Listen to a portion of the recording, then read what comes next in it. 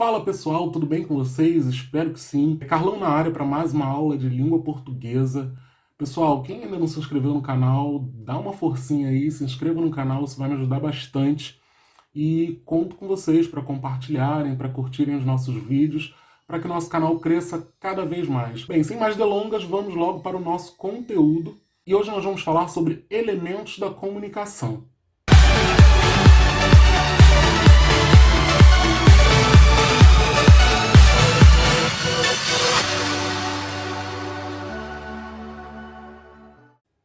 Pessoal, para começar, os elementos da comunicação, eles são de fato elementos essenciais, fundamentais para que o processo de interrelação ocorra, de interação entre o emissor e o receptor, ou seja, os nossos interlocutores do processo comunicativo. É de extrema importância que nesse ato comunicativo, a partir desse ato de comunicação, todos esses elementos fiquem agrupados, estejam juntos ali.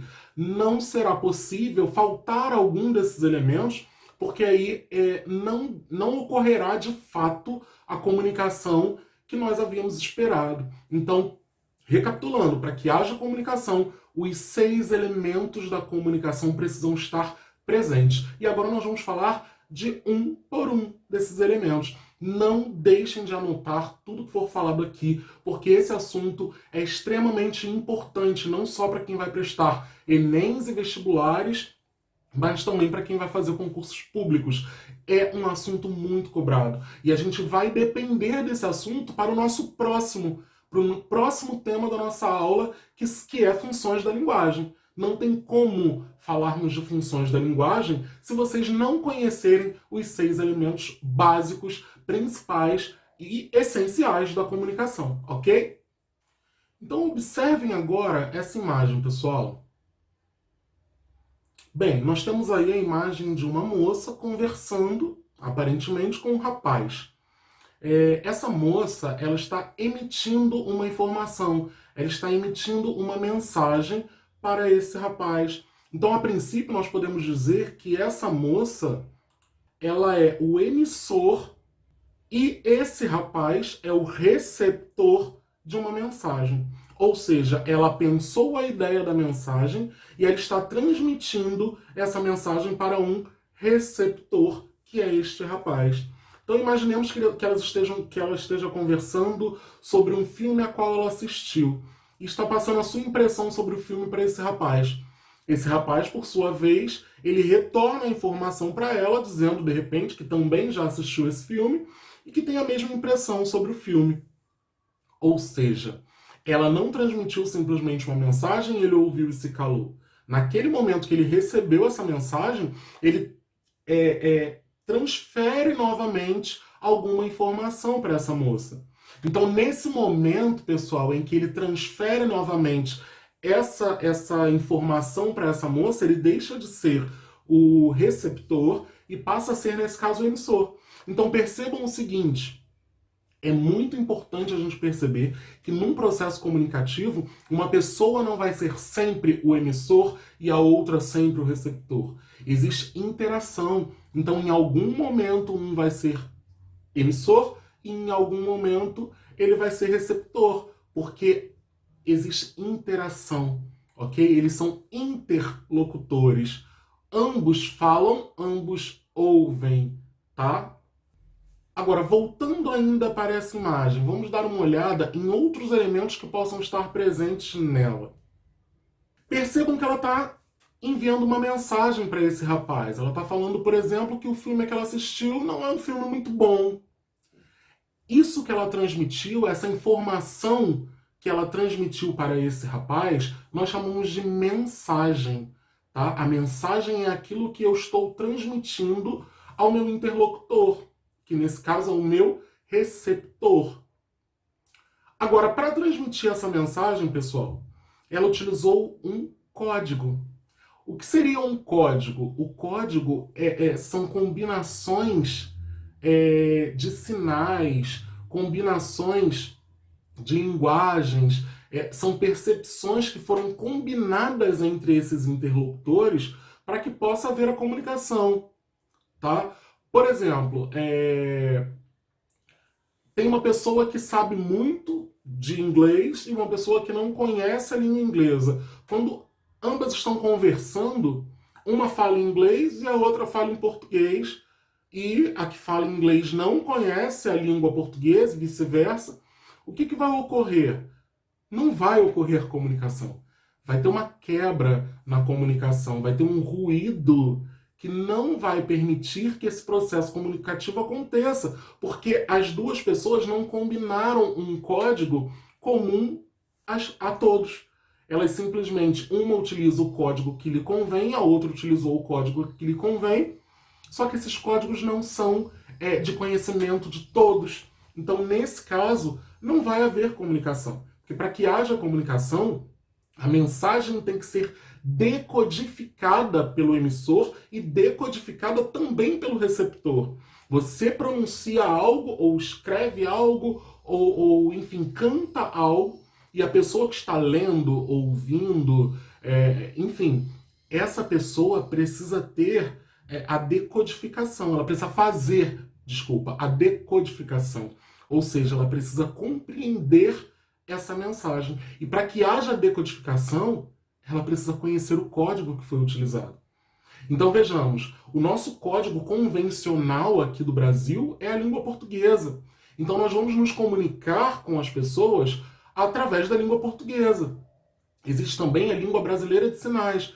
Mas para que eu utilize a língua brasileira de sinais, eu preciso que o meu interlocutor também conheça este código. Beleza? Se eu fizer um sinal para vocês, um gesto para vocês, se a outra pessoa que está me ouvindo nunca viu esse gesto, ela não vai conseguir compreender esse sinal. E aí não vai haver comunicação. Então é importante que os códigos sejam uma combinação geral, onde todos combinem e compreendam o mesmo código para que a comunicação ocorra. Agora, voltando à imagem, além do emissor, do receptor, do código que nós já vimos, existe um canal. Pessoal, quando eu falo em canal, eu falo do meio físico pelo qual essa mensagem vai ser transmitida. Então, nesse caso dessa imagem, ela está utilizando o quê? A fala, o aparelho fonador dela. Tá? Então, ela está utilizando um meio físico chamado fala para transmitir essa mensagem. Se você estivesse lendo um livro, aquelas palavras impressas, escritas no papel, seria o seu canal, o meio pelo qual você está transmitindo ou recebendo a mensagem. A partir do momento que essa moça ela transfere essa mensagem para esse rapaz, essa mensagem está dentro de um contexto, ou seja, de um referente. O referente é o contexto, é o assunto sobre o qual ela está conversando com o rapaz. Então, nesse caso, o contexto poderia ser um filme a que ela assistiu, está passando as suas impressões para o rapaz. Essas impressões que ela está passando, esse assunto da mensagem faz parte de um contexto. Tá beleza? Agora, pessoal, percebam na prática, nesse pequeno vídeo, esse vídeo bem curtinho que eu vou colocar para vocês, essa situação de interação comunicacional ocorrendo. Vocês vão perceber que a Tatá, ela conversa, grande Tatá Werneck, conversa com Caio Castro e ambos trocam mensagens. Por isso eles são chamados de interlocutores. Em alguns momentos ela é emissora, e em outros momentos ele é emissor de uma determinada mensagem. Agora, Fernandona entrevista Fábio Caralho, Assunção. muito bom. Você é uma pessoa vaidosa ou não? Quem eu sou? Você é Fábio Assunção. Fábio Assunção? É. Você é vaidoso? Olha, eu sou muito vaidoso. Olha, adoro vaidade. Cremes pro rosto. Olha, sou muito vaidoso. Você é um cara metrosexual, mas você fica muito tempo no banho? Como é que é? Olha, 30 minutos eu resolvo. É normal, né? É normal. Bacana. O contexto, pessoal, desse vídeo é justamente falar sobre uma entrevista que uma determinada pessoa fez com uma outra pessoa que não são os dois, ok? Então, o contexto é essa entrevista, essa situação que ocorreu entre duas pessoas. E qual seria a mensagem? A mensagem é justamente o teor das perguntas, são as perguntas propriamente ditas. Então nós temos aí uma mensagem sendo transmitida por um código, que foi a língua portuguesa. Ambos utilizaram a língua portuguesa, apesar de ambos também utilizarem gestos, expressões faciais, enfim. Eles utilizam principalmente a língua portuguesa para poder fazer as perguntas e responder as perguntas, e utilizam um canal que, nesse caso, foi o aparelho fonador. Saiu em forma de fala essas perguntas. Então percebam que aí nós temos todos os elementos da comunicação ao mesmo tempo, funcionando o tempo inteiro juntos. É isso. Para que haja comunicação, todos os elementos têm que estar presentes naquele ato. E agora, em mais um exemplo, vocês vão perceber que faltou elemento de comunicação nesse ato, portanto, não houve comunicação. E aí é o que nós chamamos de ruído na comunicação, que seria qualquer situação que ocorra no ato de comunicação que não permite que a mensagem seja decodificada. Nesse caso aí vocês vão perceber que enquanto a esposa está falando, o marido está jogando, assistindo uma partida, enfim. E naquele momento ele não consegue compreender aquilo que ela diz. É como se ela estivesse falando em outro idioma e simplesmente diz ok para tudo, sem ter prestado atenção de fato no que ela falou. Então a gente percebe aí que houve um ruído, e por ter havido esse ruído, não houve de fato a comunicação, o processo de comunicação. Não houve interação alguma entre os interlocutores. Apenas ela emitiu uma mensagem e ele não decodificou, logo não compreendeu aquilo que ela queria dizer. Michael! Olha, eu tentei me comunicar, mas as crianças têm as suas próprias atividades. Ah, tá legal, Michael, eu desisto, eu não discuto mais não. Uhum. Eu só peço que me faça um favor. Claro, meu bem. Ni para shinaha maha. Uhum. Inhala ni mani mana vejiho, manilat bani ho.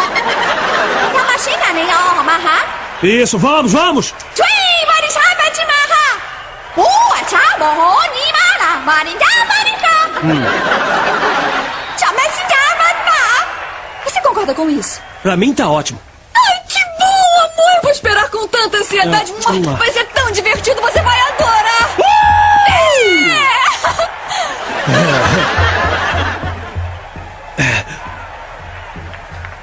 Uma outra coisa interessante para se perceber no momento da comunicação, quando ocorre esse ruído, é que o ruído, ele muitas vezes pode ser silencioso também. Por exemplo, quando você está ao telefone com alguém e naquele momento tem uma falha no sistema de telecomunicações. O telefone da pessoa ficou mudo e ela não compreendeu o que você quis dizer. Ou a ligação, como costumam dizer, picotou. Saiu tudo picotado e você não conseguiu codificar aquela mensagem. Também é um ruído da comunicação. Os ruídos, muitas vezes, podem ser silenciosos. A minha ligação ficou muda. Ou eu gravei um áudio e não saiu nada para outra pessoa. Isso é um ruído da comunicação. Ah, mas ruído não é barulho? Não, na comunicação não. Ruído na comunicação pode ser também silencioso. Então esse ruído pode ocorrer simplesmente no ambiente, ao redor daquele contexto comunicacional, ou pode simplesmente partir do emissor ou do receptor. Então eu estou falando aqui com vocês, de repente passa um avião com um barulho muito alto, vocês não vão compreender o que eu disse. Houve um ruído na comunicação e esse ruído foi externo, ele foi do ambiente, ok? Ou eu do nada aqui começo a falar em japonês e vocês não vão compreender nada do que eu estou dizendo. Esse ruído foi interno e esse ruído foi causado pelo emissor da mensagem, tá? Mas também pode haver um ruído por parte do receptor. Eu posso transmitir a mensagem e do nada a internet de vocês que estão assistindo caia. E aí o que vai ocorrer? Naquele pedacinho da aula você não conseguiu assistir, não conseguiu decodificar a mensagem. Logo não houve essa comunicação, você não conseguiu compreender o teor da mensagem. Então o ruído pode ser do ambiente, o ruído pode partir do emissor ou do receptor. O ruído pode estar no código, o ruído pode estar no canal. O ruído pode estar em qualquer um dos elementos da comunicação. E um outro fator importante para que a comunicação ocorra, para que as mensagens sejam corretamente decodificadas é justamente a percepção seletiva. O que seria a percepção seletiva? É quando você ouve ou lê uma determinada mensagem e você tem um conhecimento de mundo acerca daquele assunto para que consiga compreender essa mensagem. Você seleciona aquilo que você está lendo, ouvindo, tá? Você, de acordo com o seu conhecimento de mundo, de acordo com as suas estratégias de, isso é interessante, eu vou ouvir. O que não ocorreu no videozinho que vocês acabaram de assistir, onde a esposa fala, o marido vê na televisão algo mais importante e não dá importância ao que ela está falando. Ele ali praticou essa percepção seletiva. Ele selecionou aquilo que ele queria ouvir. E aí houve quebra na comunicação, houve ruído. Então a percepção seletiva ela precisa estar ativa e muito bem ativa, muito bem selecionada para que a pessoa consiga fazer essa decodificação. Outra coisa interessante, o emissor transmitiu uma mensagem, o receptor recebeu essa mensagem e ele quer transferir novamente para o emissor uma mensagem, se tornando aí um emissor. Essa mensagem que ele vai transferir para o emissor a gente chama de feedback ou de retroinformação, retroalimentação, são nomes que podem cair nas suas provas. Então é importante saber que o emissor, ele transmitiu uma mensagem para o receptor ouviu essa mensagem e transferiu novamente para o emissor. Essa transferência que ele está fazendo novamente, nós chamamos de feedback, retroalimentação, retroinformação. Ok, pessoal? Bem, indico a vocês que façam a partir de agora um resumo sobre toda essa aula que vocês acabaram de assistir e comecem a praticar resolvendo exercícios. Para quem vai fazer concurso público, exercícios de suas bancas específicas. Para quem vai fazer Enem, buscar no Google mesmo, vocês digitam lá questões de Enem sobre elementos da comunicação. Quem vai fazer vestibular, aí você vai buscar os vestibulares da universidade a qual você quer entrar, e aí você busca questões sobre esse assunto também desses vestibulares. É importante que façam questões de todos os tipos, mas que foquem também nas bancas específicas de cada concurso, de cada prova, porque você vai saber o jeitinho particular como eles cobram, com que eles cobram nas provas de concursos. Ok, pessoal? E agora chegamos ao final da nossa aula e mais uma vez eu vou pedir para vocês, se inscreve no canal, dá um joinha lá, compartilha com seus amigos, ajuda esse canal a crescer, galera. E aí, vamos bater uma meta? 100 inscritos até a próxima semana? Conto com vocês. Grande abraço no coração de todos e até a próxima aula. Tudo sempre feito com muito carinho, direto do meu coração para o seu. Abração, pessoal.